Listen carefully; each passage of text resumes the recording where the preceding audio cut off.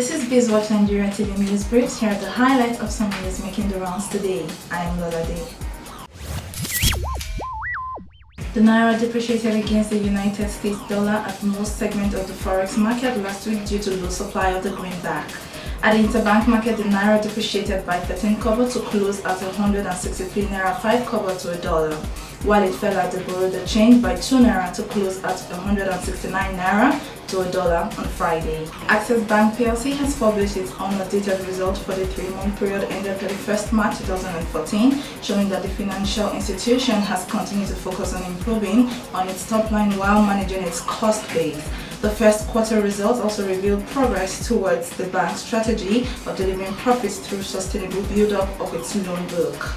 The United States Ambassador to Nigeria, Mr. James Ntwisto, last weekend in Abuja disclosed that work on a new power project costing 20.8 billion naira in the country will kick off this month. According to the envoy, the 450 megawatts project is part of President Barack Obama's Power Africa program.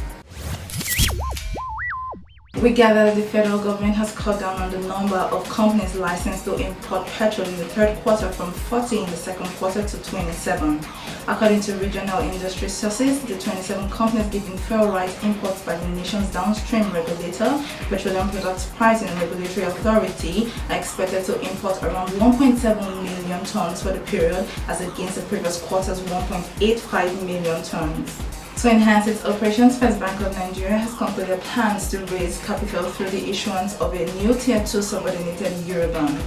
Sources close to the bank say the First Bank will commence a roadshow for the bond on Thursday in London, preparatory to issuance of the dollar-denominated instrument. And on the oil and gas scene, stocks are poised to benefit from Nigeria's woeful energy deficit as investors are bidding up shares of energy firms like Seplat.